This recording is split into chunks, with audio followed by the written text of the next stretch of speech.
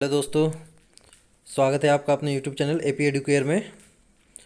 तो हम लोग दोस्तों ज्योग्राफी की क्लास चल रही थी और ज्योग्राफी की ये सातवीं क्लास चौथा चैप्टर चल रहा था और ये सातवीं वीडियो है और ये आठवीं वीडियो है। ये 7 वीडियो हो चुके हैं ज्योग्राफी के।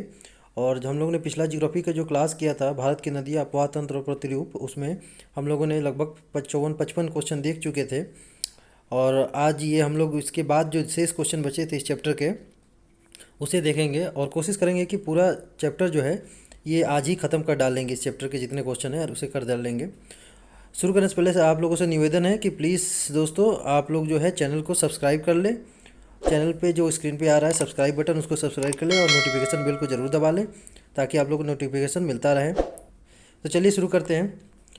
क्वेश्चन नंबर 56 है, प्रायद्वीपीय भारत में पूर्व दिशा में बहने वाली नदियाँ उत्तर से दक्षिण का सही अनुक्रम क्या होगा। पूछ रहा है कि प्रायद्वीपीय भारत में पूर्व दिशा में बहने वाली नदियों का उत्तर दक्षिण का सही क्रम क्या होगा। तो उत्तर दक्षिण का सही क्रम क्या होगा जो प्रायद्वीपीय भारत की जो पूर्व दिशा में बहती है नदियाँ। तो पहले आएगी कौन सी नदी, स्वर्णरेखा नदी आएगी पहले, उसके बाद महानदी आएगी, फिर गोदावरी आएगी, फिर कृष्णा, फिर पेन्नार, फिर कावेरी और फिर वेंगई नदी। ठीक है। क्वेश्चन नंबर 57 क्या कहता है, महानदी का उद्गम कहाँ से है। तो महानदी का उद्गम कहाँ से है, छत्तीसगढ़ के पठार से है।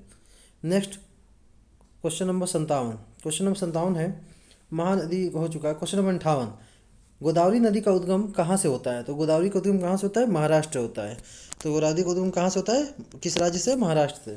क्वेश्चन नंबर 59 है, ताप्ती नदी का उद्गम कहाँ से होता है। तो ताप्ती नदी किस राज्य से उत्पन्न होती है। तो ये मध्य प्रदेश से। क्वेश्चन नंबर 60, क्वेश्चन नंबर 60 है, कावेरी नदी का उद्गम कहाँ से है। तो कावेरी नदी कहाँ से, किस राज्य से उद्गम होता है, ये कर्नाटक से। क्वेश्चन नंबर 61, सोन नदी, नर्मदा नदी और महानदी कहाँ से निकलती है। तो सोन, नर्मदा और महानदी ये तीनों कहाँ से निकलती है, अमरकंटक से निकलती है, ये इनका उद्गम स्थान है। Next next question number 62, Narmada, Mahanadi, Godavari तथा कृष्णा में से किसका जल ग्रहण क्षेत्र सर्वाधिक है। तो पूछ रहा है इनमें से किसका जल ग्रहण क्षेत्र सर्वाधिक है। तो गोदावरी का जल ग्रहण क्षेत्र सर्वाधिक है। क्वेश्चन नंबर 63, हगरी किसकी सहायक नदी है। हगरी किसकी सहायक नदी है। तो तुंगभद्रा नदी की सहायक नदी है Hagari. Next question number 64, Damodar नदी कहाँ से निकलती है। तो दामोदर नदी कहाँ से निकलती है, छोटा नागपुर के पठार से निकलती है और ये रिफ्ट घाटी में प्रवाहित होती है। दामोदर नदी किसमें, रिफ्ट घाटी में प्रवाहित होती है। क्वेश्चन नंबर 65 है, कौन सी नदी भूमि बंधित नदी कहलाती है। तो भूमि बंधित नदी कौन सी कहलाती है, लूनी नदी कहलाती है। नेक्स्ट क्वेश्चन नंबर 66, त्रिवेणी नहर में किस नदी से पानी आता है। तो त्रिवेणी नहर में किस नदी से पानी आता है, गंडक नदी से। क्वेश्चन नंबर 67, संथाल परगना में लगने वाला ठुमका का हिजरा मेला किस नदी के तट पर आयोजित किया जाता है। तो किस नदी के, मयूराक्षी नदी के। क्वेश्चन नंबर 68, 68 नंबर क्वेश्चन है, दो राज्यों ने पहली बार दो नदियों को जोड़ने की परियोजना के संबंध में समझौते किए, राज्य और नदियों के नाम बताओ। तो हमें ये बताना है कि दो राज्य वो कौन कौन थे जिन्होंने पहली बार समझौता किया और किन दो नदियों के बीच को लेकर समझौता हुआ था। तो कौन से राज्य है, उत्तर प्रदेश और मध्य प्रदेश। किन नदी को लेकर, केन नदी और बेतवा नदी के बीच समझौता हुआ। क्वेश्चन नंबर 69 है, उत्तर प्रदेश और मध्य प्रदेश के मध्य राजघाट नदी परियोजना किस नदी पर लागू की गई है। तो उत्तर प्रदेश मध्य प्रदेश के मध्य में राजघाट नदी परियोजना जो है किस नदी पर लागू की गई है। तो बेतवा नदी पर लागू की गई है। क्वेश्चन नंबर 70 है, क्वेश्चन नंबर 70 क्या है, भारत के किस नदी पर विश्व का सबसे ऊंचा पुल बनाया जा रहा है। विश्व का सबसे ऊंचा पुल किस नदी पर बनाया जा रहा है, चिनाब नदी पर बनाया जा रहा है। क्वेश्चन नंबर 71, उस नदी का नाम बताइए जो केदारनाथ से रुद्रप्रयाग के मध्य बहती है। तो केदारनाथ से रुद्रप्रयाग में कौन सी नदी बहती है, मंदाकिनी नदी। क्वेश्चन नंबर 72, कपिली किसकी सहायक नदी है। तो कपिली जो है ब्रह्मपुत्र नदी की सहायक नदी है। क्वेश्चन नंबर 73, भीमा और तुंगभद्रा, तुंगभद्रा नहीं तुंगभद्रा होगा। तो भीमा और तुंगभद्रा नदी किसकी सहायक नदी है। तो ये कृष्णा की सहायक नदी है। भीमा और तुंगभद्रा कृष्णा की सहायक नदी है। क्वेश्चन नंबर 74, कौन सी नदी अध्यारोपित नदी कहलाती है। तो अध्यारोपित नदी कौन सी कहलाती है, चंबल नदी जो है अध्यारोपित नदी कहलाती है। क्वेश्चन नंबर 75, संकोश नदी किसकी सीमा है। संकोश नदी किसकी सीमा है। तो ये असम और पश्चिम बंगाल के बीच की सीमा है। संकोश नदी जो है ये असम और पश्चिम बंगाल के बीच की सीमा बनाती है। नेक्स्ट क्वेश्चन नंबर 76 क्या है, लूनी नदी कहाँ पाई जाती है। एक्चुअली में ये थोड़ा मिसप्रिंट होगा, लूनी नदी कहाँ पाई नहीं जाती है। लूनी नदी जो है ये कहाँ पे विलुप्त हो जाती है, कहाँ पे लूनी नदी जो है विलुप्त हो जाती है, विलुप्त कहाँ पे लूनी नदी विलुप्त हो जाती है? तो ये कच्छ के रण में, गुजरात में कच्छ के रण में विलुप्त हो जाती है। क्वेश्चन नंबर 77 है, शरावती नदी कहाँ बहती है? तो शरावती नदी कर्नाटक में बहती है। 78 नंबर क्वेश्चन, मांडवी और जुआरी नदी कहाँ बहती है? तो ये गोवा में बहती है। 79 नंबर क्वेश्चन, केरल की सबसे लंबी नदी कौन सी है? तो केरल की सबसे लंबी नदी कौन सी है? भरतपुजा। क्वेश्चन नंबर 80 क्या है, पेरियार नदी कहाँ बहती है? तो पेरियार नदी केरल में बहती है। नेक्स्ट क्वेश्चन नंबर 81 है, महानदी किस जिले से निकलती है? तो महानदी किस जिले से निकलती है? छत्तीसगढ़ के रायपुर जिले में सिहवा पहाड़ी से। तो महानदी किस जिले से निकलती है? छत्तीसगढ़ के रायपुर में सिहवा पहाड़ी से निकलती है। क्वेश्चन नंबर 82, नर्मदा सरोवर परियोजना किस नदी पर बनाई गई है? तो नर्मदा सरोवर परियोजना जो है नर्मदा नदी पर बनाई गई है। क्वेश्चन नंबर 83, पूर्ववर्ती अपवाह प्रतिरूप का उदाहरण कौन सी नदी है? तो पूर्ववर्ती अपवाह प्रतिरूप का उदाहरण कौन सी नदी है? तो सिंधु नदी, गंगा नदी, ब्रह्मपुत्र नदी, सतलज नदी और तीस्ता नदी, ये सभी जो है पूर्ववर्ती अपवाह नदियां हैं। नेक्स्ट क्वेश्चन नंबर 84, अध्यारोपित अपवाह प्रतिरूप का उदाहरण कौन सी नदी है? तो कौन सी नदी अध्यारोपित अपवाह होती है? तो ये दामोदर नदी, सोन नदी, स्वर्णरेखा नदी, चंबल नदी और बनास नदी। नेक्स्ट क्वेश्चन नंबर 85 क्वेश्चन है, अरावली के पश्चिम में राजस्थान का सबसे बड़ा नदी तंत्र कौन सी है? तो अरावली के पश्चिम में राजस्थान का सबसे बड़ा नदी तंत्र कौन सी है? लूनी नदी है। क्वेश्चन नंबर 86, क्यूसेक या क्यूमेक्स में क्या मापा जाता है? तो जल प्रवाह का आयतन जो होता है वो क्यूसेक में मापा जाता है। क्वेश्चन नंबर 87, तुलबुल परियोजना किस नदी पे है? तो ये झेलम नदी पे है। क्वेश्चन नंबर 88, लोनार झील कहाँ स्थित है? तो लोनार झील जो है महाराष्ट्र में स्थित है, यह एक क्रेटर झील है। लोनार झील किस प्रकार का झील है? तो ये क्रेटर झील है। 89 नंबर क्वेश्चन, भारत की सबसे बड़ी लैगून झील कौन सी है? तो भारत की सबसे बड़ी लैगून झील जो है चिल्का झील है। ये कहाँ पे है? उड़ीसा में। चिल्का झील कहाँ है? उड़ीसा में है। ये खारे पानी की झील है और ये लैगून झील भी है एक।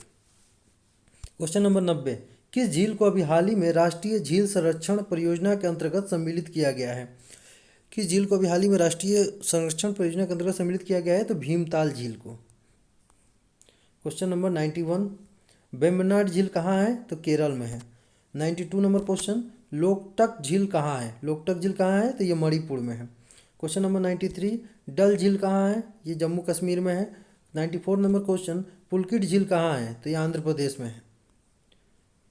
क्वेश्चन नंबर 95, गोविंद सागर झील कहाँ है? तो ये हिमाचल प्रदेश में है और भाखड़ाबाद पर है। भाखड़ाबाद पर हिमाचल प्रदेश में गोविंद सागर झील है।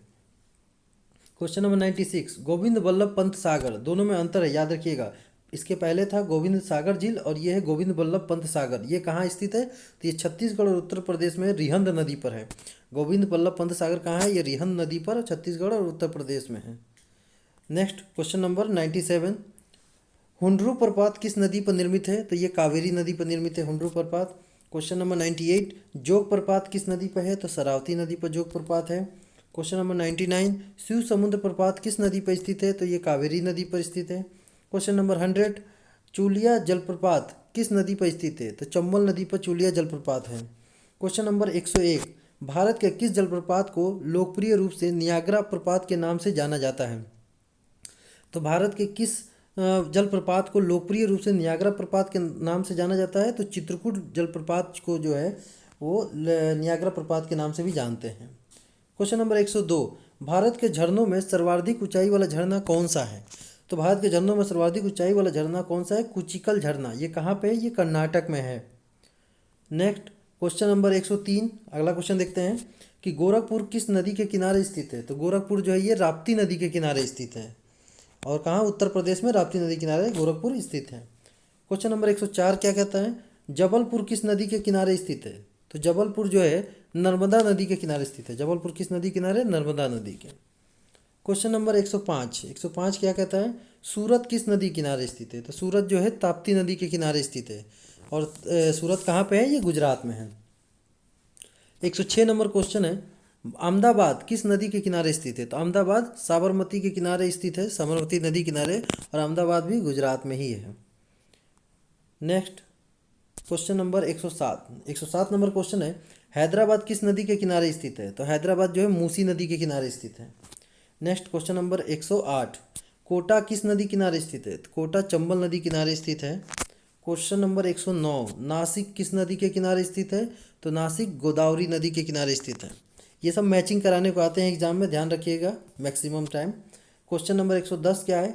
कटक किस नदी किनारे स्थित है? तो कटक महानदी किनारे स्थित है।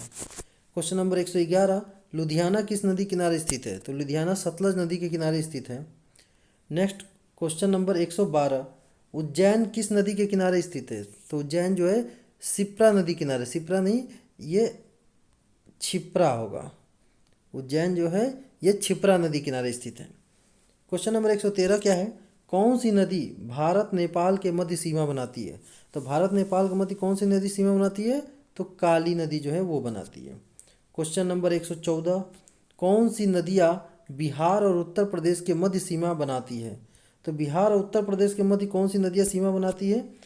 तो कर्मनासा, गंडक और घाघरा नदी। कर्मनासा, गंडक और घाघरा नदी जो है ये बिहार और उत्तर प्रदेश के मध्य जो है सीमा रेखा बनाती है। क्वेश्चन नंबर 115 क्या कहता है कि प्रदीप भारत की सबसे लंबी नदी कौन सी है? प्रदीप नहीं होगा, थोड़ा मिसप्रिंट हो गया, ये प्रायदीप होगा। क्या होगा? प्रायदीप। प्रायदीपीय भारत की सबसे लंबी नदी कौन सी है? तो प्रायदीपीय भारत की सबसे लंबी नदी कौन सी है? गोदावरी है। और इसे क्या कहा जाता है? इसे दक्षिण की गंगा भी कहते हैं। तो गोदावरी को दक्षिण की गंगा भी कहते हैं। तो अगर पूछ ले कि दक्षिण की गंगा किस नदी को कहा जाता है, तो गोदावरी को कहा जाता है। क्वेश्चन नंबर 116, राजस्थान और लद्दाख के मरुस्थलीय क्षेत्र में किस प्रकार के अफवाह पाए जाते हैं?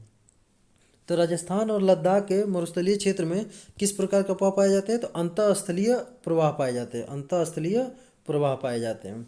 क्वेश्चन नंबर 117 और अंतिम क्वेश्चन है ये कि दो महत्वपूर्ण नदियाँ जिसमें एक का स्रोत झारखंड में है तथा दूसरी जिसका स्रोत उड़ीसा में है, समुद्र में प्रवाह करने से पूर्व तक ऐसे स्थान पर संगम करती है जो बंगाल की खाड़ी से कुछ ही दूर है।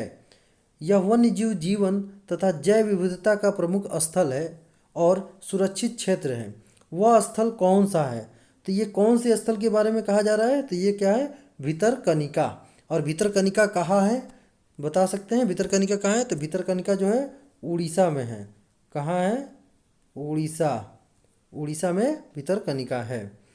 तो ये टोटल 117 क्वेश्चन थे और आज ये भारत की नदियाँ, अपवाह तंत्र ये ख़त्म हो चुके हैं। जितने क्वेश्चन हो सकते थे इसमें सारे क्वेश्चन हमने शामिल कर लिए हैं। इंपॉर्टेंट क्वेश्चन जो एग्ज़ाम में कहीं बहुत बार पूछे भी गए हैं और आगे भी आने की बहुत ही अत्यधिक संभावना है।